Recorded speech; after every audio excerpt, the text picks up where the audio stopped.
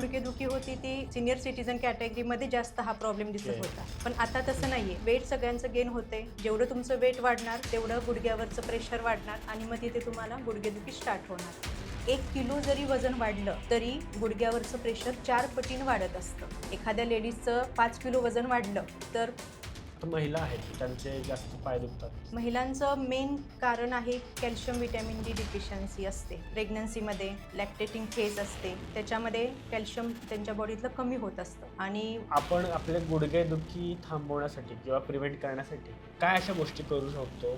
सलग एका पोझिशनमध्ये काम करत नाही राहायचं, जेणेकरून तुमच्या जॉईंटवरती किंवा गुडघ्यावरती ताण पडेल. कंटिन्युअस तुम्ही कामात आहेत तर तिथे थोडंसं बॉडीला रेस्ट घेणं पण गरजेचं आहे. एकदम 4-5 तास उभं राहून काम केले गुडघे खराब होणार का? नक्की खराब होणार. गुडघेदुखीसाठी महत्त्वाची आहे आयडियल वेटवरती असते. म्हणजे आयडियल वेट म्हणजे नक्की किती?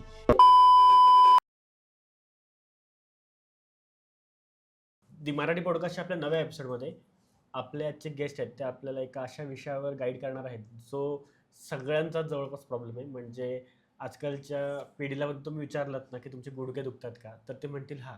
आधी पूर्वी जास्त हा प्रॉब्लेम दिसायचा, पण आता लेटेस्ट जे नवीन जनरेशन आहे त्यांच्यात पण हा प्रॉब्लेम दिसायला सुरुवात झाली आहे.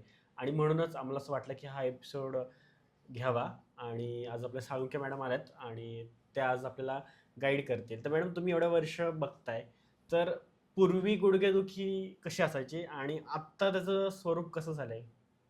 पूर्वी गुडघेदुखी होती ती मोस्ट ऑफ एज झाल्यानंतर होते, म्हणजे 50-60 जे आपण सिनियर सिटीजन कॅटेगरी म्हणतो त्या कॅटेगरीमध्ये जास्त हा प्रॉब्लेम दिसत ओके. होता. पण आता तसं नाहीये. आता यंगस्टरमध्ये म्हणजे अगदी 30-35 वय झालं तेव्हापासूनच हा गुडघेदुखीचा प्रॉब्लेम होतोय आणि हा बरोबर. कॉमन बघायला मिळतोय. म्हणजे याच्या केसेस वाढतायत सध्या आता. ओके. पण असं का झालं असेल? म्हणजे पहिलं तर जास्त चांगल्या मजबूत हाडाची होती का आताच्या लोकांचा काय प्रॉब्लेम झालाय? ऑब्व्हियसली आत्ता जे काही सगळे आजार होत आहेत ते सगळे लाईफस्टाईल डिसऑर्डर्समध्येच येत आहेत आणि त्याला मेन बेसिक रिझन हेच आहे की आपली सेडेंटरी लाईफस्टाईल आणि आपलं आहार चेंज झालेला आहे, फूड चेंज झालेलं आहे. त्याच्यामुळे हे ओके. कॉमन प्रॉब्लेम सगळ्यांना होत आहेत, जे आधी नंतर व्हायला पाहिजे होते. म्हणजे आफ्टर 50-60 एज नंतर व्हायला पाहिजे होते, ते आत्ता अलीकडे सगळ्यांना व्हायला लागलेले आहेत. बरोबर. प्रोसेस्ड फूड आहे, जंक फूड आहे, याच्यामुळे इन्फ्लॅमेटरी चेंजेस जॉईंटमध्ये जास्त व्हायला लागलेले आहेत. वेट बरोबर. गेन झालेलं आहे सगळ्यांचं. ओबेसिटी आता इंडियाचा मोस्ट लिडिंग प्रॉब्लेम हो. आहे हेल्थ सेक्टरमध्ये बघायला गेलं तर. बरोबर. त्याच्यामुळं वेट सगळ्यांचं गेन होते. जेवढं तुमचं वेट वाढणार तेवढं गुडघ्यावरचं प्रेशर वाढणार आणि मग तिथे तुम्हाला गुडघेदुखी स्टार्ट होणार आहे. बरोबर. आणि जर आपला वर्क पॅटर्न पाहिला तर मोस्टली कसं बसून काम आहे ना. पूर्वी हम्म. असं होतं का नाही, 70% पॉप्युलेशन होती ती आपली शेतीमध्ये होती आणि हम्म. खूप त्यावेळेस फिजिकल ॲक्टिव्हिटी जास्त होत होत्या. हम्म. काम शेतामध्ये भरपूर लोकं करायची. त्यामुळे बरोबर. जरी त्यांचा आहार जरी हेल्दी होता, हाय कॅलरीजचा होता, पण तेवढं वर्क असल्यामुळं त्या कॅलरी बर्न पण होत होत्या ना. आता हम्म. तसं नाहीये. आता जास्त कॅलरी पण इंटेक करतोय आणि हम्म. दुसऱ्याच अपोजिट साईडला कॅलरी त्या बर्न पण होत नाहीयेत. सकाळी उठल्यापासून फक्त आपण सिटिंग पोझिशनमध्येच आहे. बरोबर. हां, त्यामुळे मग ते मोस्टली वेट गेन पण होतंय आणि गुडघ्यावरती ते प्रेशर पण वाढतंय त्या वेटचं आणि मग हम्म. गुडघेदुखी सुरू होते. बरोबर. हार्मोनल चेंजेस बरोबर. होत आहेत. हम्म. ते पण एक मेन कॉज आहे आत्ता. बरोबर. नंतर इन्सुलिन रेजिस्टन्स हे पण कॉज आपण सध्या बघतोय की सगळ्यांमध्ये इन्सुलिन रेजिस्टन्स होतोय, वाढायला लागलेला आहे आणि त्याच्यामुळे पण मग हे सगळे जे क्रॉनिक डिसऑर्डर्स आहेत हे सगळ्यांना व्हायला लागलेले आहेत आत्ता सध्या. बरोबर. पण आता मग आयडेंटिफाय कसं करणार ना? कारण गुडघे किंवा आपले हात किंवा हे तर आपण चुकून मी तसं झोपताना हातावर झोपलो किंवा चुकून मी कुठे ठोकलो किंवा काहीतरी पायाला चालतं तरी माझ्या गुडघा दुखू शकतो. पण प्रॉपर ह्याला म्हणजे गुडघेदुखीचा प्रॉब्लेम आहे ह्याला एक फ्रिक्वेंटली गोष्ट होतात. तर हे कसं आपण म्हणजे आयडेंटिफाय करणार की ह्याला गुडघेदुखीचा प्रॉब्लेम आहे? सिंपल आहे बघा. काही थोड्या कारणामुळे जर आपल्याला पेन होत असेल किंवा गुडघेदुखी होत असेल, तर ते ऑटोमॅटिक हील होतं. नॅचरली हील होणार आहे.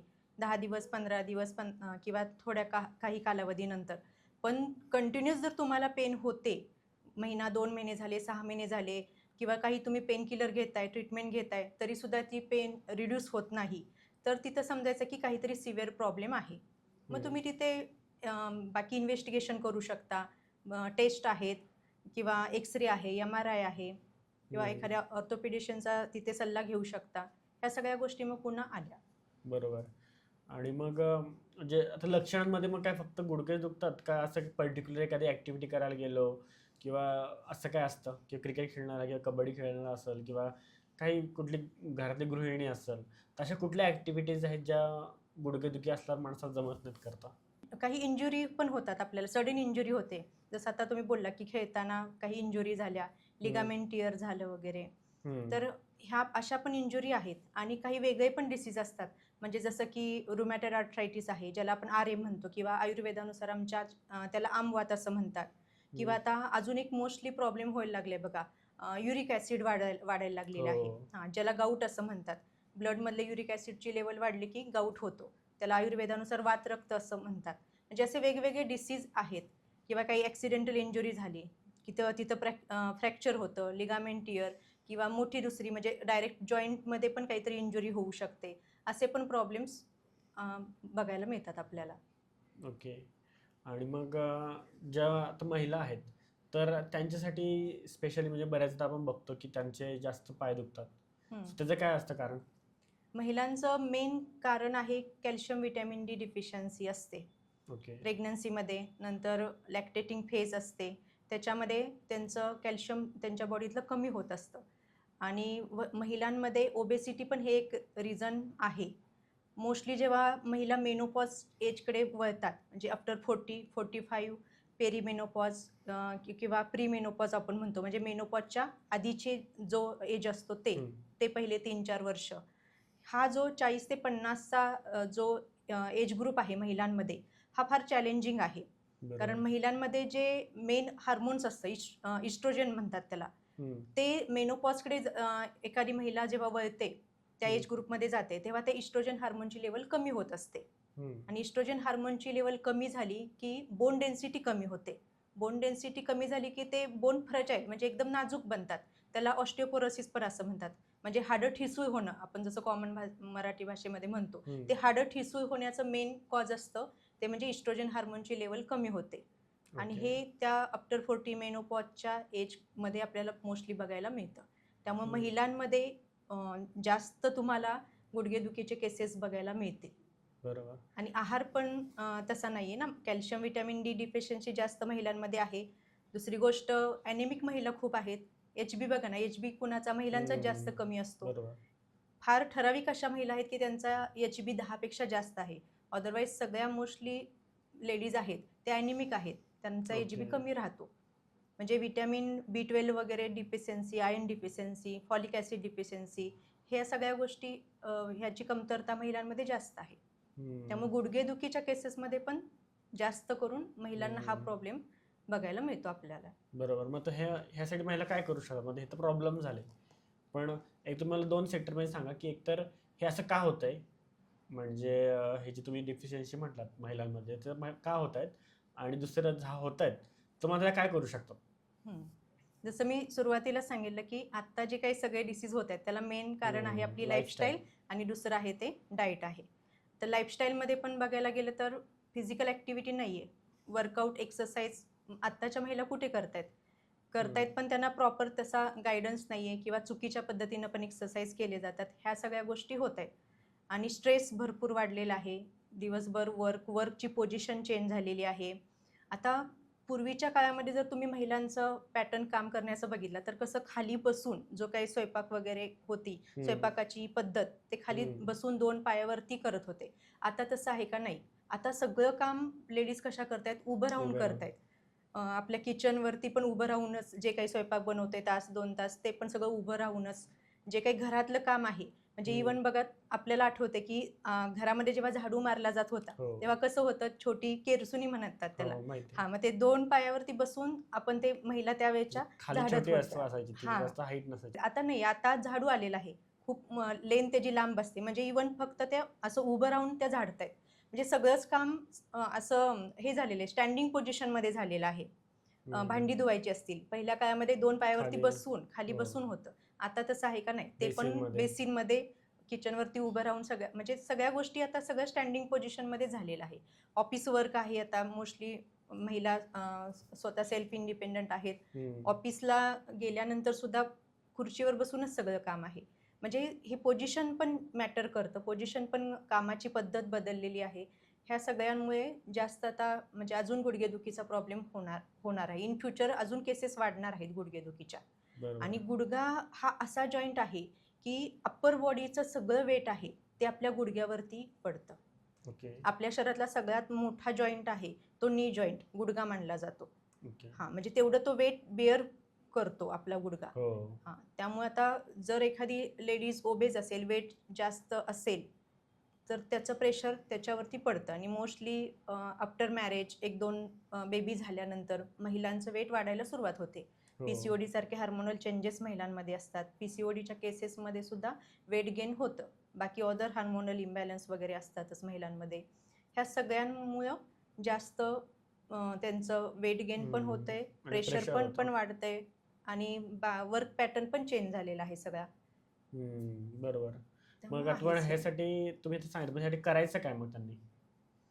पहिल्यांदा प्रेशर कमी करा गुडघ्यावरचं. गुडघ्यावरचं प्रेशर कमी करायचं म्हणजे काय करायला त्याने लागेल? बस दिवसभर बसायचं का?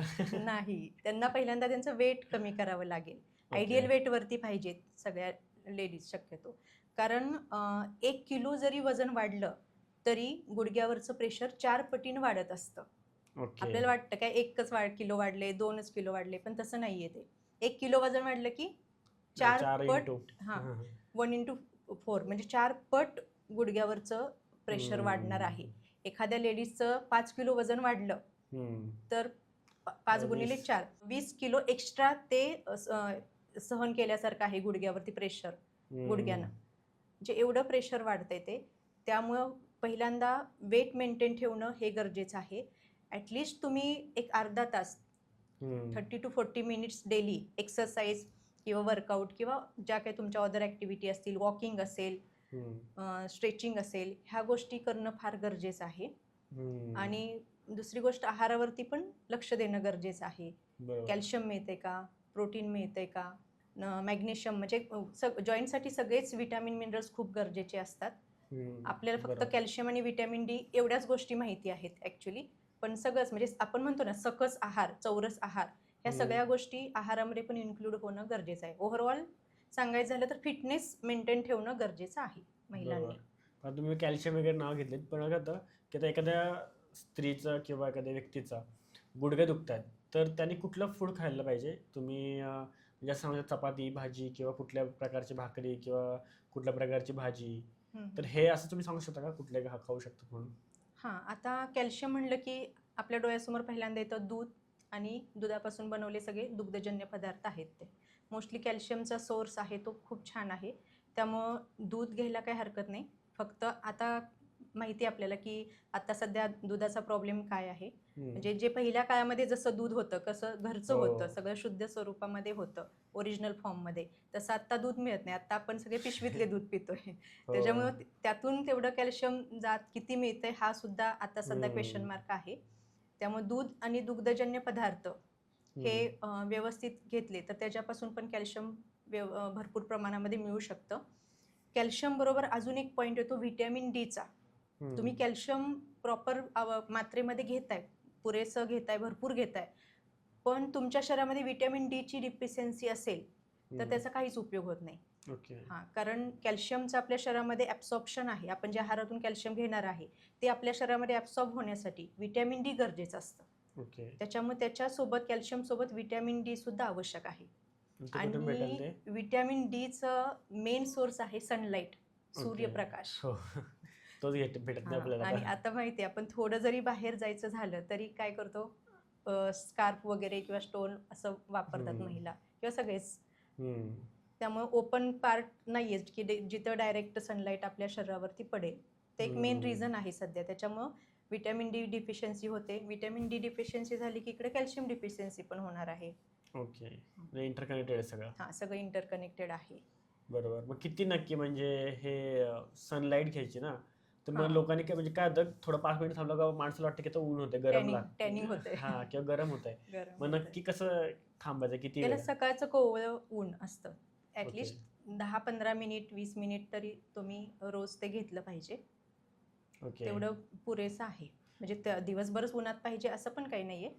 कारण जास्त म्हणजे सकाळी 10-11 नंतरचं ऊन आहे ते काही म्हणजे ते गरजेचंच नाहीये किंवा ते शरीराला ते Harmful हार्मफुल आहे. पण होऊ शकतं ते. सकाळचं कोवळं ऊन आहे ते गरजेचं आहे आणि ॲटलिस्ट 10-15 मिनिट मग तेवढं जरी अंगावरती किंवा आपल्या ओपन स्किनवरती त्वचेवरती पडलं तरी सुद्धा ते चालते. म्हणजे त्वचेतूनच ते ॲब्सॉर्ब होत असतात आणि त्याच्यापासून मग व्हिटॅमिन डी तयार होत असते. बरोबर.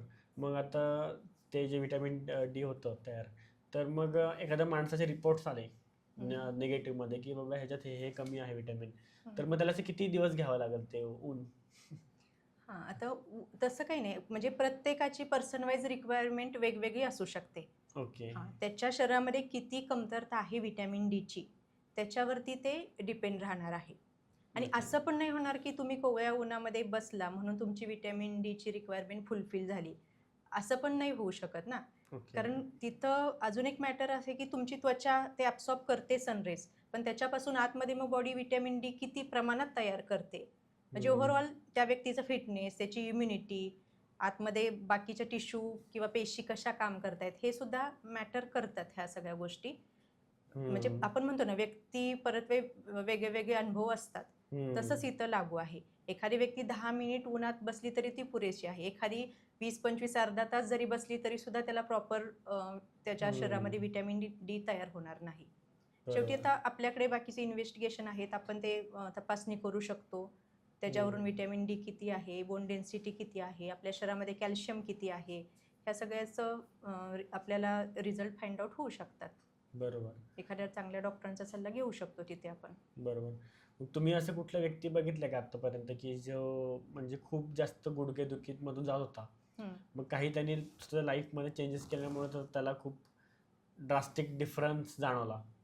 हो, असे खूप सारे केसेस आता फील्डच माझं डॉक्टर असल्यामुळं भरपूर अशा हो. केसेस माझ्याकडे येतात आणि म्हणजे जेव्हा कोणताही आजार प्रायमरी स्टेजवरती असतो आणि तिथं त्यांनी प्रॉपर व्यवस्थित ट्रीटमेंट घेतली किंवा त्यानं त्याच्या लाईफस्टाईलमध्ये, आहारामध्ये वेळच्या वेळ म्हणजे अगदी सुरुवातीच्या कंडिशनमध्ये लवकर चेंजेस केले, तर इन फ्युचरचा त्रास त्याचा कमी होऊ शकतो. पण आपल्या लोकांचं काय होते की आजार पुढच्या स्टेजला गेल्यानंतर मग आपण त्याच्यावरती ट्रीटमेंट, मग उपाययोजना. बरोबर. म्हणजे आता फॉर एक्झाम्पल सांगायचं झालं तर साधी सिंपल गोष्ट, व्यायाम सुरू करतात लोक.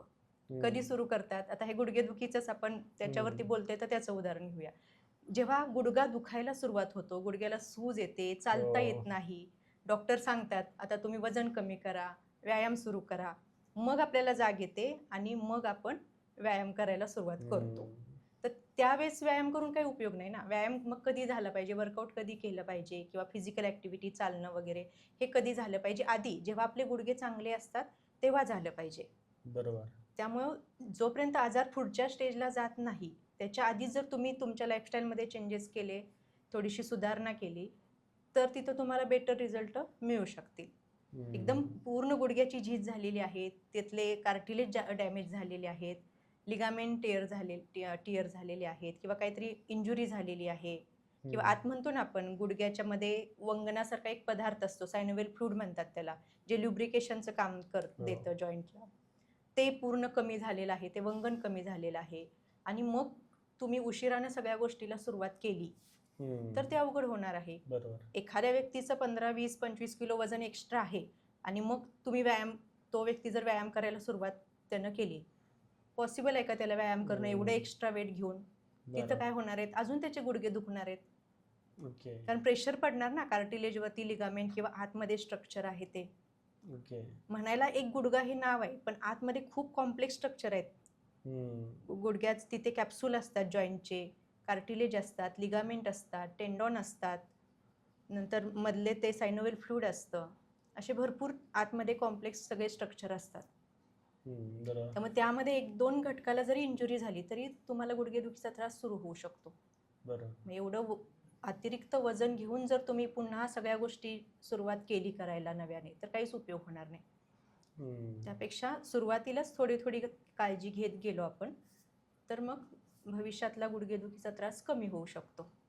मग तर गुडघेदुखी जर एखाद्याला प्रिव्हेंट करायची आहे, तर मग त्याने अशा कुठल्या गोष्टी त्याच्या लाईफस्टाईलमध्ये करायला सुरुवात केली पाहिजे? पहिलं तर गुडघ्यासाठी तुम्ही मालिश करू शकता, ज्याला ओके. आयुर्वेदामध्ये पण स्नेहन सांगितलेलं आहे.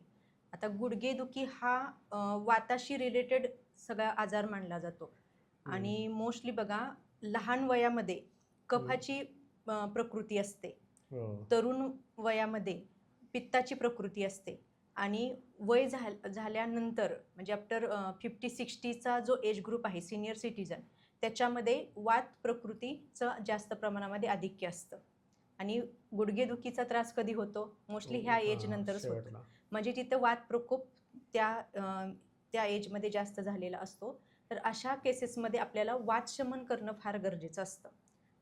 प्रकुपित वात शमन केला की तिथल्या वेदना कमी होणार आहेत, म्हणजे गुडघेदुखी तुमची कमी होऊ शकते.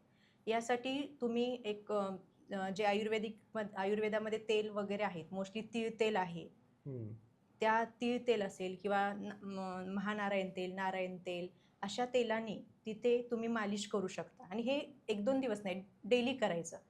अभ्यंग हा कन्सेप्ट सुद्धा आपण ऐकतोय बघा. अभ्यंग कधी दिवाळीमध्ये 1 दिवस फक्त आपण करतो, तसं नाही. सांध्यांना वंगणाची फार गरज असते ना, ल्युब्रिकेशनची गरज असते, कारण ते कंटिन्युअस वर्किंग प्रोसेसमध्ये असतात. मोस्टली गुडघा तरी आपला, कारण सगळ्या ऍक्टिव्हिटी सगळ्या गुडघ्यावरतीच आपल्या डिपेंड आहेत ना. मग ते वात तिथला कमी होण्यासाठी आपल्याला तिथं स्नेहन करणं फार गरजेचं आहे. स्नेहन म्हणजेच तेच तेलानी मालिश. अगदी साधं घरातलं आपलं खोबरेल तेल असतं डोक्याला लावायचं, त्या तेलानी सुद्धा मालिश केलं डेली, रोज रात्री झोपताना किंवा सकाळी अंघोळ करण्याच्या आधी, तरी सुद्धा फार प्रमाणामध्ये गुडघेदुखीचा त्रास कमी होऊ शकतो. आणि मोस्टली माझा तर सल्ला राहील की सगळ्यांनी करावं, म्हणजे आफ्टर 40-50 एज ग्रुप नंतर तरी हा प्रयोग सगळ्यांनी सुरू ठेवावा. पहिल्यापासूनच करायला पाहिजे, पण ॲटलिस्ट ह्या एज ग्रुपच्या लोकांनी तर त्याची विशेष काळजी घेणं किंवा त्याच्यावरती काम करणं खूप गरजेचं आहे. वातशमन त्याच्यामुळे होऊ शकणार आहे. जास्त वेळ एका जागी बसून नाही राहायचं, स्टँडिंग पोझिशनमध्ये जास्त वेळ नाही राहायचं, जास्त प्रवास नाही करायचा. म्हणजे जिथं जिथं तुमचा वात प्रकोप होणार आहे अशी कारणं आहेत ती शक्यतो अवॉइड करायची. जास्त ट्रॅव्हलिंग करणाऱ्या लोकांमध्ये पण गुडघेदुखीचा त्रास आपण बघतो नेहमी बघा, तो सुद्धा एक प्रॉब्लेम आहे. म्हणजे तिथं काय होतं, ट्रॅव्हलिंग करणं म्हणजे तिथं वात प्रकोप आला, वात प्रकोप झाला की इकडे गुडघेदुखीचा त्रास तुमचा वाढणार आहे. उपवास जास्त केला तरी सुद्धा, उपवास केला की वात प्रकोप होतो बघा. हे एक लेडीजचं हित आपण मेन तिथं मगाशी जे आपण बोललो, तर हे पण एक तिथं कारण असू शकतं. बरोबर. नाही, मला नव्हतं माहिती की उपवासामुळं वात वाढतो आणि गुडघे दुखू शकतात. पण असं याचं लॉजिकल कारण काय? हेच आहे की लंघन, उपवास म्हणजे लंघन आलं, म्हणजे जास्त वेळ जेव्हा उपवास कराल तेव्हा वाताचं आधिक्य तिथं वाढत असतं, वात प्रकोप होण्याचे चान्सेस इथं जास्त असतात. आणि वात म्हणजे वात वाढला की वेदना वाढत असतात. म्हणजे आमचं आयुर्वेद असं सांगतं की जिथं जिथं वेदना आहेत शरीरामध्ये, म्हणजे इव्हन डोकेदुखी असू दे, पोटदुखी असू दे, जिथं वेदना आहेत तिथं वात प्रकोप असतोच. वात दूषित झाल्यामुळं वेदना सुरू शरीरामध्ये होत असतात. त्यामुळे मोस्टली सांधेदुखीच्या सगळ्या आजारामध्ये हे मेन रिझन आहे की दूषित झालेला, प्रकुपित झालेला वात. त्या वातावरती जर आपण विजय मिळवला, कंट्रोल केलं, तर सगळ्या वेदना मोस्टली हे गुडघेदुखी, सांधेदुखी हे कमी होऊ शकतात. त्यामुळे आहारामध्ये सुद्धा आपल्याला अशाच गोष्टी घेणं गरजेचं आहे ज्यांना आपला वात वाढणार नाही. म्हणजे तूप खायला सांगितलं जातं का, कारण का तूप स्निग्ध आहे. वात कसं आहे, वात वृक्ष आहे, त्याच्या अपोजिट आहार आपण घेतला तर काय होणार आहे, वाताचं शमन होणार आहे.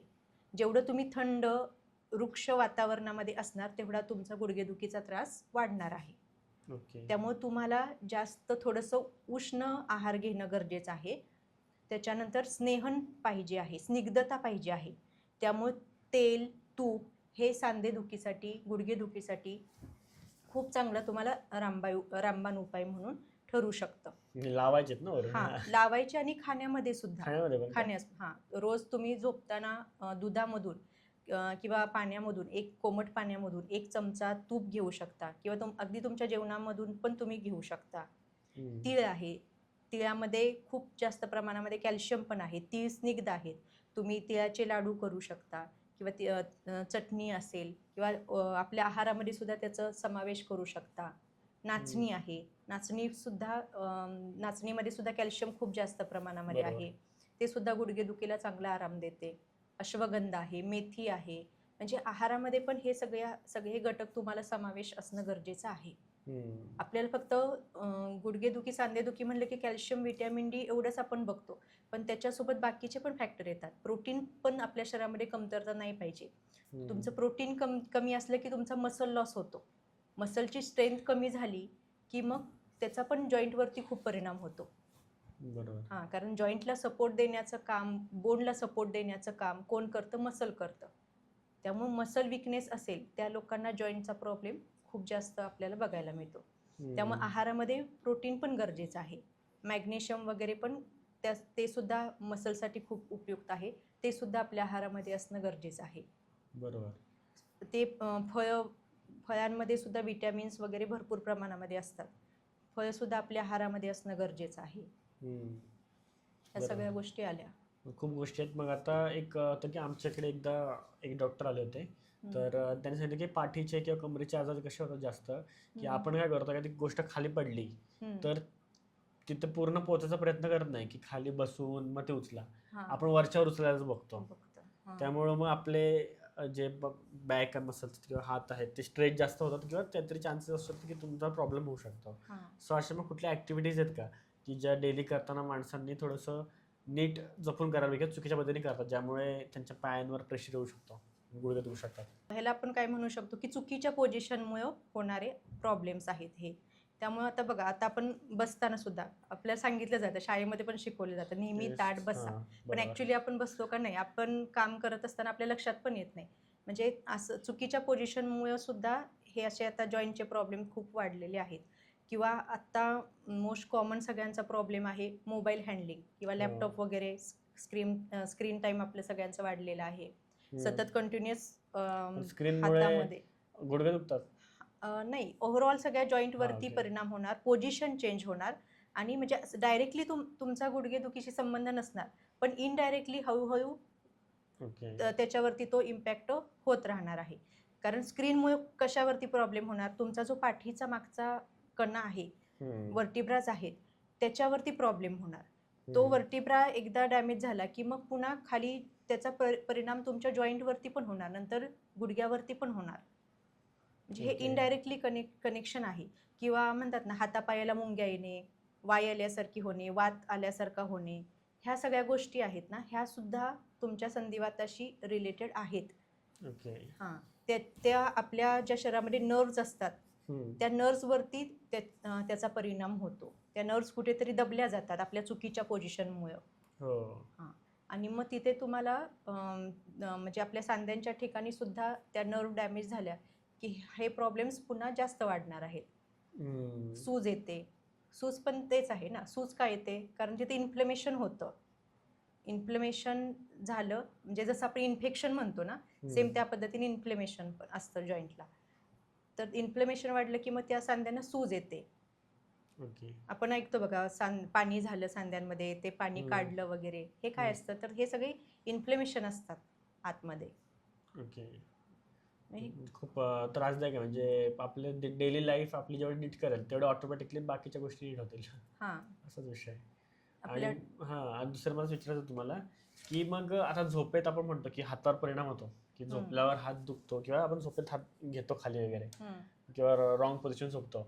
सो मग गुडघे दुखी जी आहे प्रॉब्लेम, तो काही झोपेशी रिलेटेड आहे का? किंवा आपण काय झोपेत ऍक्टिव्हिटी करतो किंवा काय होऊ शकतं का त्याच्यावर परिणाम? आता गुडघेदुखी जेव्हा सुरू होते तेव्हा डॉक्टर पण सल्ला देतात की गुडघा दुमडायचा नाही, पाय सरळ स्ट्रेट ठेवायचा आहे. त्यामुळं आपल्याला म्हणजे ह्या गोष्टी लक्षात ठेवणं गरजेचं आहे. जेव्हा गुडघेदुखी सुरू होईल ना, तेव्हा गुडघ्यावरती जास्त ताण द्यायचा नाही. किंवा उकिडवे बसणे म्हणतात, म्हणजे इंडियन टॉयलेटला जी बसण्याची आपली पद्धत आहे त्या पोझिशनमध्ये 2 पायावरती जास्त बसणे, तर हे गुडघेदुखीला नाही चालणार तुम्हाला.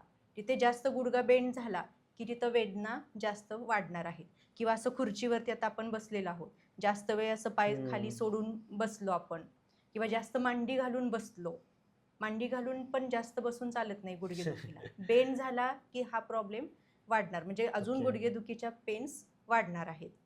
त्यामुळे ती पोझिशन पण नाही चालणार. किंवा झोपताना सवय असते आपल्याला पाय जवळ घेऊन झोपायची, पोटाच्या जवळ पाय घेऊन झोपतात काही काही लोक. तर ते कालावधीसाठी ठीक आहे, पण रोजच तुम्ही त्या पोझिशनमध्ये झोपताय, रात्रभर त्याच पोझिशनमध्ये आहे, तर मग तिथे तुम्हाला त्रास होऊ शकतो. म्हणजे पाय थोडेसे स्ट्रेट पोझिशनमध्ये, गुडघा स्ट्रेट पोझिशनमध्येच पाहिजे, जास्त बेंडिंग करून गुडघ्याला नाही चालणार आहे. ह्या गोष्टी पण आहेत. किंवा अजून एक गोष्ट महत्त्वाची आहे, जिने चढतात उतरतात. गुडघेदुखीचा जर एखादा व्यक्ती असेल, गुडघा दुखतोय ऑलरेडी आणि त्यानं जास्त जिने खालीवर केले, चढले उतरले, तर नाही चालणार त्या केसमध्ये. त्यांना जास्त वेदना, जास्त त्रास होणार, कारण ऑलरेडी काहीतरी आतमध्ये प्रॉब्लेम असणार आहे. गुडघेदुखी सुरू झाली म्हणजे तिथं झीज झालेली आहे किंवा काहीतरी डॅमेज झालेलं आहे. आणि अशा केसमध्ये तुम्ही एकदम 3-4 मजली जिने खालीवर चढताय, तर ही पण गोष्ट चुकीची समजली जाते. त्यामुळे पोझिशन पण मॅटर करते. जास्त 2 पायावरती बसणे, जास्त वेळ मांडी घालून बसणे, जास्त उभं राहून कंटिन्युअस काम करणे, जास्त जिने चढणे उतरणे, ह्या गोष्टी शक्यतो वर्ज्य करायच्या आहेत गुडघेदुखीच्या पेशंटने. आपण जर तुम्ही सांगितलं तर 70-80% लोक म्हणजे तर ते विचार करतात की काय करावं मग आता. म्हणजे बसतानाच बसू शकत नाही, टॉयलेटला इंडियन टॉयलेट वापरू शकत नाही, झोपताना पायवर करू शकत नाही, आणि उभं पण राहू शकत नाही. स्ट्रेटच जर पाय करायचं तर उभे पण राहू शकत नाही. हे प्रॉब्लेम्स कधी गुडघेदुखी सुरू झाल्यानंतरचे आहेत, बरोबर. म्हणून मी जसं आधी पण एक्सप्लेन केलं, आधीपासूनच काळजी घ्यायची, जेणेकरून गुडघेदुखी किंवा जॉईंटचा प्रॉब्लेम आपल्याला भविष्यामध्ये होणार नाही. 100% काही आपण ॲश्युरन्स देऊ शकत नाही, पण ॲटलिस्ट 60-70% तरी जर आपण व्यवस्थित पहिल्यापासून लक्ष देऊन त्या सगळ्या गोष्टी केल्या, आहाराकडे लक्ष दिलं, आपल्या लाईफस्टाईलकडे लक्ष दिलं, तर हे प्रॉब्लेम्स कमी होऊ शकतात. बरोबर. आपली चूकच होते की खूप वेदना वाढल्यानंतर सगळ्या गोष्टी करायला जातो ना आपण. म्हणजे आजार झाल्यानंतर त्याच्यावरती उपचार करत बसण्यापेक्षा आजारी होऊ नये म्हणून जर पहिल्यापासून आपण काम केलं, तर नक्कीच आपण सगळे हेल्दी होऊ शकतो. बरोबर. पण आता मग असं काही असतं का, जसं की डोळ्यांचं असतं बघा, की डोळ्या दूरची गोष्ट बघा, कधी असते की तुम्ही डोळ्याशी व्यायाम करा की फिरवा, दर दिवसातून 5-10 मिनिटं तरी अशी ॲक्टिव्हिटी केल्या पाहिजेत. तर मग हे झालं डोळ्यांसाठीचं. तर आपण आपले गुडघेदुखी थांबवण्यासाठी किंवा प्रिव्हेंट करण्यासाठी काय अशा गोष्टी करू शकतो, ज्या डेली ॲक्टिव्हिटी, काही रूल असेल की बाबा अर्धा तास एका जागी बसू नये किंवा काय ॲक्टिव्हिटी असतील ते सांगू शकता का तुम्ही? हो, नक्कीच. आता आपण ऑफिस वर्क करतोय, तर कंटिन्युअस एका जागेवरती बसून नाही राहायचं. 1 तास, 1.5 तासाच्या गॅपनी मध्ये उठलं पाहिजे. उठून इकडं-तिकडं थोडंसं फिरलं पाहिजे किंवा स्ट्रेचिंग करू शकतो आपण. थोडंसं बॉडीला बेंडिंग, स्ट्रेचिंग वगैरे अशा गोष्टी आपण करू शकतो. कंटिन्युअस तुम्ही कामात आहेत, तर तिथे थोडंसं बॉडीला रेस्ट घेणं पण गरजेचं आहे. आता एकदम 4-5 तास उभं राहून काम केले, गुडघे खराब होणार का? नक्की खराब होणार. तर तसं नाही, मध्ये तुम्ही थोडा गॅप देऊ शकता ना. एक 10-15 मिनिट प्रत्येक 2 तासांनी, 1.5-2 तासांनी थोडासा ब्रेक घेऊन तिथं तुम्ही रेस्ट घेऊ शकता. असे थोडेसे चेंजेस आपण करू शकतो. किंवा जास्त वेळ एका जागी खाली बसून पण तुम्ही जास्त वेळसाठी काम करताय, तर तिथं सुद्धा तुम्ही कामात बदल करा ना. कामात बदल म्हणजेच विश्रांती असं मानलं जातं. तर तुम्ही कामाचं पॅटर्न चेंज करा. सलग एका पोझिशनमध्ये काम करत नाही राहायचं, जेणेकरून तुमच्या जॉईंटवरती किंवा गुडघ्यावरती ताण पडेल. त्यामुळं कामामध्ये थोडासा गॅप किंवा बदल, पॅटर्न चेंज करणं हे सुद्धा गरजेचं आहे. तर बसतोय आपण, बसताना सुद्धा थोडंसं मग आपली पोझिशन चेंज करू शकतो. आता बसताना कसं, आता पुढे सपोज लॅपटॉप वगैरे आहे, तर असं आपण पुढे असं थोडंसं झुकून वाकून सगळं काम करतो. तर तिथे थोडंसं तुम्ही मध्ये गॅप ठेवू शकता. इव्हन आम्ही तर आमच्या पेशंटना असं सांगतो, तुमच्या लक्षात राहत नसेल ना, तुम्ही सरळ मोबाईलला टायमर लावा. टायमर लावला की तुमच्या लक्षात येते की बाबा आपल्याला चेंज करायचं, आपल्याला थोडासा गॅप घ्यायचा आहे, आपल्याला रेस्ट करायची. तर आपण असं पण काहीतरी आपलं आयडिया वापरून त्याच्यावरती काम करू शकतो. बरोबर. आणि मग काही जण असतात ते म्हणजे गावात ठिकाणी असतं की लेप लावा किंवा काय पाला वगैरे घेऊन लावा किंवा काय पेस्ट वगैरे करून लावा. तर मग असं काय असतं का रेसिपी की जे लावल्यावर वरून गुडघेदुखीचा त्रास कमी होतो? आता तसं आहे बरं का, आयुर्वेदामध्ये त्याला खूप महत्त्व आहे. परंतु आत्ताचं जर काळ बघितला ना, तर तेवढा आयुर्वेदाचा अभ्यास नाही आहे. म्हणजे पूर्वीच्या काळामध्ये जसं होतं, तशा वनस्पतीसुद्धा अवेलेबल होत्या. तसे ते लेप वगैरे लावले जात होते आणि त्यानं ते त्यावेळेस कमी पण येत होतं. परंतु आता ते जर आपण तसं त्या मेथड वापरायला गेलो, तर तसे रिझल्ट आपल्याला हवे तसे नाही मिळणार. कारण त्या बाबतीचं एक्झॅक्ट नॉलेज पण नाही आहे कुणाकडे आता सध्या. तसे औषधी गुणधर्म असणारे वनस्पती सुद्धा आता खूप फार दुर्मिळ हम्म. झालेले आहेत ना. बरोबर. आणि तेवढा वेळ कोणाकडे आहे एवढं आता एवढं आपलं फास्ट लाईफस्टाईल झालेलं आहे की ते जावा ते पाला गोळा करा हे करा ते लावा. तर ह्या गोष्टी आता शक्यच होत नाहीयेत. हम्म. त्यामुळे बरोबर. हा ऑप्शन थोडासा हे वाटतोय म्हणजे तेवढा रिझल्ट ओरिएंटेड नाही वाटत तो तेवढा असा. मग असं हम्म. कुठली रेसिपी नाही का लोक खाऊ शकतात किंवा बनवू शकतात घरी गुडघेदुखीसाठी जे आता कसं आहे आपण चपात्या असेल भाजी चपाती भाजी किंवा हम्म. हे तर झालंच. पण काही जणांचं असं असतं की एक पर्टिक्युलर ते पोषक तुम्हाला गोष्टी भेटण्यासाठी ते वेगवेगळ्या रेसिपीज बनवतात हम्म. आणि ते पर्टिक्युलर खातात. हम्म. सो असं काय आहे का की गुडघेदुखीसाठी आपण एखादी पर्टिक्युलर रेसिपी बनवू शकतो हो. जे की नॉर्मल फूड नाही आपलं पण एक हम्म. रेसिपी आहे. हां. पहिलं मगाशी जसं मी सांगितलं तीळ बेस्ट उपाय आहे. तीळ शेंगदाण्याचे तुम्ही लाडू करू शकता. त्याच्यामध्ये मग तुम्ही जवससुद्धा फार छान रिझल्ट देतो गुडघेदुखीमध्ये. स्निग्ध आहे ते. त्यामुळे तिथं ल्युब्रिकेशन वाढवायला ते मदत करतं. त्यामुळं गुडघेदुखी, सांधेदुखीला जवस पण एक बेस्ट पर्याय आहे. डेली तुम्ही जवसाची शेंगदाण्याची चटणी 1 चमचा तुम्ही तुमच्या आहारामध्ये त्याचा समावेश करू शकता. डेली 1 तिळाचा शेंगदाण्याचा लाडू तुम्ही खाऊ शकता. ओके. जसं आपण मग आधी पाहिलं कॅल्शियम, व्हिटॅमिन डी खूप उपयोगी आहेत. त्यामुळे हम्म. दूध, दुग्धजन्य जे काही सगळे पदार्थ आहेत, त्याचा पण डेली तुम्ही तुमच्या आहारामध्ये इन्क्लूड करू शकता. जर पर्टिक्युलरली गुडघेदुखीसाठी जर सांगायचं झालं, तर रोज रात्री झोपताना 1 कप दुधामध्ये तुम्ही थोडीसं चिमूटभर सुंठ ॲड करू शकता. त्याच्यानंतर काळी मिरी आहे. हे सगळे इन्फ्लेमेशन किंवा सूज कमी करायला मदत करतात. ओके. हळद पण आपण ऐकतोय बघा आपल्या म्हणजे हो. आजी आजोबा पण सांगतात हळद फार गुणकारी आहे. अँटी इन्फ्लेमेटरी ॲक्शन असते हळदीची. हम्म. त्यामुळे तुम्ही त्या दुधामध्ये एक अर्धा किंवा 1 चमचा हळदसुद्धा तुम्ही ॲड करू शकता. हे जर तुम्ही केलं तर मोस्ट ऑफ तुमचे गुडघेदुखीचे प्रॉब्लेम्स कमी होऊ शकतात. म्हणजे सुंठ आणि हळद मिक्स करायची का वेगवेगळं ठेवायचं? दुधामध्ये हळद टाकायची, त्याच्यामध्येच तुम्ही सुंठ टाकू शकता. ओके. फार सूज वगैरे असेल तर चिमूटभर तुम्ही काळी मिरीसुद्धा त्याचं चूर्ण आहे पावडर, ते सुद्धा तुम्ही त्याच्यामध्ये ॲड करू शकता आणि ते दूध रोज रात्री झोपताना प्यायचं. हम्म. यानं बऱ्यापैकी सूज किंवा वेदना कमी व्हायला मदत होते गुडघेदुखीमध्ये. तसं लोकांना तशा गोष्टी म्हणजे फार करायच्या वाटतं का इव्हन काही काही जण डॉक्टर्स तर ते पॅकेट्स पण देतात हां. पर्टिक्युलर की हे तुम्ही जेवणाआधी घ्या किंवा घ्या. रात्री झोपताना दुधासोबत घ्या. हां. सो असे चूर्ण वगैरे पण बनवून देतात. चूर्ण असतात की आयुर्वेदामध्ये सगळे चूर्ण, काढे वगैरे आहेत.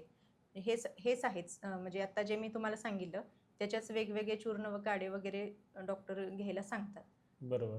त्यामुळं हे हम्म. घरगुती उपाय आहेत जे मी आत्ता सांगितले. हे हम्म. आपण नेहमी करू शकतो. आणि कधी कधी आता असं होतं ना की लहानपणी कधी मुकामार लागलेला असतो किंवा कुठला तरी एका पॉईंटला वयाच्या हम्म. सो त्याच्यामुळे पण गुडघेदुखी म्हणजे फार वाढू शकते ना.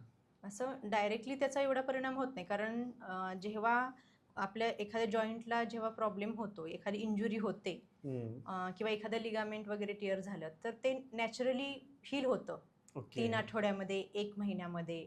त्यामुळे त्याचा लाईफलॉंग पुढे एवढा इफेक्ट नाही जाणवणार त्याचा. ओके. हां, तिथं दुसरं काहीतरी रिझन असतं. म्हणजे आपण म्हणतो, की आधी लागलेलं होतं, आधी पडलेले होते, आधी हो माझा सगळेजण ॲक्सिडेंट म्हणतात झालेला की होता. त्यामुळे आता माझी गुडघेदुखी होते किंवा सांधे हां. दुखतात.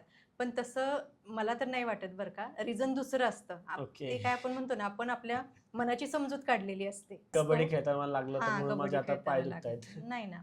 त्यावेळेस काही प्रॉब्लेम असेल तर त्यावेळी ते हील झालेलं असतं. नॅचरली हील झालेलं असतं. ओके. हां. म्हणजे असं होतं का नॅचरली एकदम आपल्या? मेजर इंजुरी झाली असेल हां. की बाबा तिथे जॉईंटच एकदम काहीतरी खराब झाला किंवा तिथं जॉईंटला काहीतरी मोठी इंजुरी झालेली आहे, तर अशा केसेसमध्ये इन फ्युचर तुम्हाला त्रासदायक होऊ शकतं. पण अशा छोट्या मोठ्या इंजुरी झालेत, कुठे पडले, कुठे थोडीसं लिगामेंटला काहीतरी इंजुरी झाली किंवा इतर अदर पार्टला काहीतरी थोडीफार इंजुरी झाली असेल, तर ते हं. तेवढ्या काळापुरतं असतं. जसं नाही का पाय मुरगळतो आपला. हो. हां, मग पाय मुरगळल्याच्या वेदना किती तेवढ्या 4 दिवस, 8 दिवस वगैरे राहतात. पुन्हा ते बरं झाल्यानंतर मग बरं म्हणजे बरं वाटायला लागतं त्या पेशंटला. मग त्यावेळेचा पाय मुरगळला आणि पुन्हा 5-10 वर्षानं तुम्हाला जर त्या जॉईंटमध्ये काही प्रॉब्लेम दिसायला लागला किंवा सांधेदुखी सुरू झाली, तर तुम्ही नाही म्हणू शकत की त्यावेळेस माझा पाय मुरगळला म्हणून मला आता सांधेदुखी सुरू झाली, असं नाहीये. त्यावेळेचे कारण वेगळे असतात. तर आता कसं असतं की बघा ना आपण जेव्हा कुठल्या फरशीवरनं चालतो तर आपल्या पाय स्लीवर किंवा आपल्याला पायाने दुखतात किंवा काही काही फरशा असतात त्यांच्या थंड खूप पडतात, त्यामुळे त्यावर बसलो का आपले पाय दुखतात. मग असं काय असतं का की फरशी, चप्पल किंवा ह्या अशा गोष्टी ज्या आहेत जे आपल्या डायरेक्ट पायाशी संबंधित आहेत, हो, तर त्याचा इफेक्ट आपल्या गुडघेदुखीवर होऊ शकतो? नक्कीच. 100% होतो. आधीच्या काळामध्ये बघा शेणाच्या जमिनी होत्या. शेणाने आपण सारवत हो. होतो तशा होत्या. आता टाईल्स आलेले आहेत हो. आणि त्या एकदम थंड असतात. हम्म. आणि जसं आत्ता मी आधी एक्सप्लेन केलं ना, जिथे-जिथे थंड आहे, तिथे-तिथे काय होणार आहे? वात वाढणार आहे. वात प्रकोप असतो. थंड वाताला अजिबात चालत नाही. ओके. हां, त्यामुळे जर तुमच्या पायांना तुम्ही सतत अनवाणी विदाऊट चप्पल वगैरे घालता, तुम्ही फरशीवरून चालताय, हम्म. तर तिथं काय होणार आहे? डायरेक्ट तुमचा पायाचा कॉन्टॅक्ट फरशीशी येतोय. म्हणजे हो. फरशी थंड आहे ना, शीत गुणाची आहे. त्यामुळे फरशीशी कॉन्टॅक्ट आल्यामुळं मग काय होणार आहे? वात प्रकोप होणार आहे. वात प्रकोप झाला की मग सांधेदुखी सुरूच होते तुम्हाला. त्यामुळे ही पण हम्म. काळजी घ्यायची. मोस्टली महिला जेव्हा घरामध्ये काम करत असतात, तेव्हा त्यांनी म्हणजे व्यवस्थित ते चप्पल वगैरे वेअर केलं पाहिजे घरामध्ये असतात तेव्हा. बरोबर. किंवा ज्या चप्पलच्या हील असतात, त्यासुद्धा खूप मॅटर करतात. ते ओके. हां, जेवढं ते सॉफ्ट हील आहेत आपल्या चप्पलचे, तेवढं ते आपल्यासाठी बेटर राहणार आहे. कारण ते शॉक ॲब्सॉर्बचं काम करतात. हम्म. हां, शॉक ॲब्सॉर्ब कमी होतं, जेवढं सॉफ्ट हील असेल तेवढं. ओके. हां, त्यामुळं तो आपल्या चप्पलचं जे खालचे तळवे आपण आहेत ना, हम्म. ते पण व्यवस्थित पाहिजेत. म्हणजे एकदम बरोबर. सॉफ्ट पाहिजेत. त्याचं कुशन आहे आतमधलं, ते एकदम सॉफ्ट पाहिजे. चांगलं म्हणजे चप्पल पण महत्वाची आणि घरी आपल्याकडे कसं भारतामध्ये संस्कृती नाही आहे तशी की घरी चप्पल घालून फिरणं. हां, नाही. पण आता सगळ्या म्हणजे आपलं खालचं जमीनच चेंज झालेली आहे. म्हणजे आपण फरशीवरतीच आहोत सगळेजण आता. तर थोडीशी काळजी घेणं गरजेचं आहे. आत्ता बरोबर. काही नाही, पण थंडीमध्ये ऑलरेडी थंड खाली एवढी गार फरशी हम्म. आणि क्लायमेट पण एकदम जर थंड असेल, तर काय हम्म. होणार आहे? जास्त त्रास वाढणार आहे. आणि तुम्ही पण ऑब्झर्व्ह केलं असेल बघा, की मोस्टली जे गुडघेदुखीच्या ज्या केसेस आहेत ना, ते थंडीच्या दिवसामध्ये हो. जास्त असतात. थंडीमध्ये प्रचंड वेदना असतात. म्हणजे इवन इतकी पेशंट आम्ही बघितलेले, की सकाळी त्यांना झोपताना जेव्हा उठतो, तेव्हा उठल्यानंतर त्यांना नीट उठता येत नाही, बसता आखडतात येत नाहीत, पायाचे. पाय आखडतात, पायांना खूप मुंग्या येतात, चालायला येत नाही. त्यांना उठून आधी बसावं लागतं. मग हळू कशाचा तरी आधार घेऊन ते उठतात. एवढी वाईट कंडिशन असते. म्हणजे का? तर कारण तेच आहे, की सगळं क्लायमेटच थंडीमध्ये शीत असतं ना. हम्म. जिथे थंडी जास्त असेल, जिथे शीत गुणधर्म जास्त असणार आहे, तिथे वात प्रकोप होणार आहे. वात प्रकोप बरोबर. झाला की संधिवात वाढणार आहे.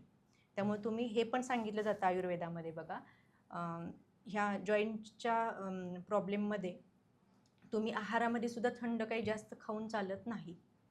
ओके. जास्त फ्रीजमधलं खाल्लं, पाणी पिलं जास्त फ्रीजमधलं किंवा इतर फ्रीजमध्ये ठेवलेल्या गोष्टी असतील, थंड गोष्टी असतील, शिळे अन्न हम्म. असेल, बरोबर. हां, जे आम वाढवणार आहे, शीत वाढवणार आहे, तर अशा हम्म. गोष्टीसुद्धा जास्त वाताला चालत नाहीत, बरोबर. सांधेदुखीला चालत नाहीत. अनेक जणांना मॅडम असं जे उठल्यानंतर असं उठता येत नाही अचानक. हां, खूप असं त्यांना टाइम द्यावा लागतो 5-10 मिनिटं हं. आणि मग त्यांच्या पायामध्ये अशी एनर्जी येते की हा आता उठू शकते मी किंवा उठू शकतो मी. तर ते काय होतं झोपेतून उठल्यावरच? ते मोस्टली नर्व्हशी रिलेटेड पण प्रॉब्लेम, म्हणजे आपल्या वातवाहिन्या आपण म्हणतो ना, हम्म. हां, त्याच्यामुळे पण होतं. आणि हे केसेस कुणामध्ये बघायला मिळतात, जे डायबेटिकचे पेशंट आहेत किंवा हायपरटेन्शनचे वगैरे पेशंट आहेत, हार्ट डिसीजचे पेशंट आहेत. म्हणजे अगदी त्यांना औषधं सुरू असतात, क्रॉनिक डिसीज काहीतरी आहेत. अशा लोकांमध्ये हे प्रॉब्लेम्स आपल्याला जास्त बघायला मिळतात. ते सकाळी उठल्यावर हां, म्हणजे उठता येत नाही. उठता येत नाही वगैरे, मुंग्या येणं वगैरे, हे प्रॉब्लेम्स ह्या लोकांना दिसतात.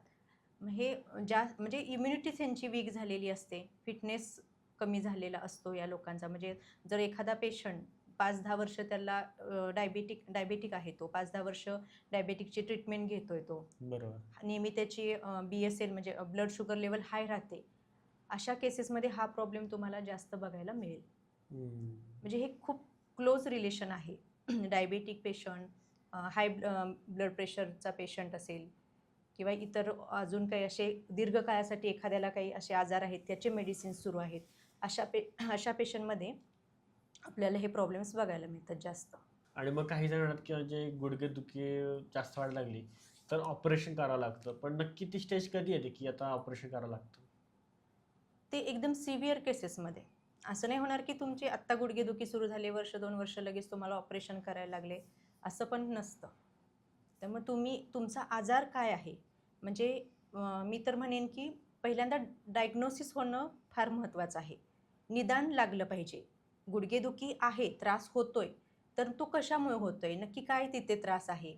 हे पहिल्यांदा जर आपल्याला समजलं, तर त्याच्यावरती उपचार घेणं गरजेचं आहे. आता एखाद्या पेशंटला आमवात आहे, हम्म. ज्याला आपण आरे म्हणतो, रुमॅटॉइड आर्थरायटिस. तो तो असा आजार आहे की तुम्हाला ते लाईफ लाँग त्याच्यासाठी मेडिसिन खावेच लागतात. मग अशा आजारामध्ये तुम्हाला ऑपरेशन करायची गरज आहे का? नाही. ते तुमचं इम्युनिटीशी रिलेटेड तो आमवात हा आजार आहे किंवा एखाद्याचं युरिक ॲसिड वाढतंय, त्याच्यामुळे गुडघेदुखीचा त्रास होत असेल, तर तिथं ऑपरेशनची गरज आहे का? नाही. तुम्ही तुमच्या थोडेसे पथ्य पाळले, आहारामध्ये कंट्रोल ठेवलं, युरिक ॲसिडची लेवल कमी झाली की इकडे लक्षणं पण कमी होतात. म्हणजे हा कमी जास्त होणारा आजार आहे. ह्याच्यामध्ये ऑपरेशन लागणार आहे का? नाही लागणार आहे. पण वर्षानुवर्ष ट्रीटमेंट घेताय, काहीच फरक पडत नाही. पूर्ण तिथला जॉइंट खराब झालेला आहे. डॉक्टरांनी जॉइंट रिप्लेसमेंट करायला सांगितलेली आहे किंवा एखादी काहीतरी मेजर इंजुरी झालेली आहे. अशा केसेसमध्ये मग मात्र ऑपरेशनचा सल्ला दिला जातो. पण काही म्हणजे खूप कमी केसेस असतील त्या. सगळ्या गुडघेदुखीच्या पेशंटला लगेच ऑपरेशन करायला लागते असं काही नाही. बरोबर. वेळोवेळी त्यांना व्यवस्थित त्याच्यावरती ट्रीटमेंट घेतली, वेट कमी केलं, ओबेसिटी कमी केली, थोडंसं लाईफस्टाईलमध्ये चेंजेस केले, तर ते पेन कमी होतील किंवा गुडघेदुखीचा त्रास कमी होऊ शकतो. तिथं मग बरोबर. ऑपरेशनचं काही मॅटर करत नाही. ऑपरेशन करायची गरजच लागत नाही.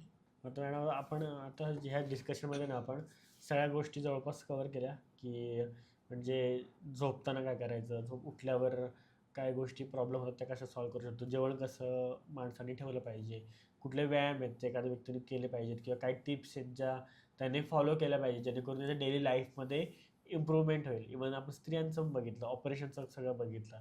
पण आता हे सगळं झालं, लोकांना आयडिया आली की काय करायला पाहिजे, काय नको करायला पाहिजे, कसं गोष्टी पुढे घेऊन जायला पाहिजे.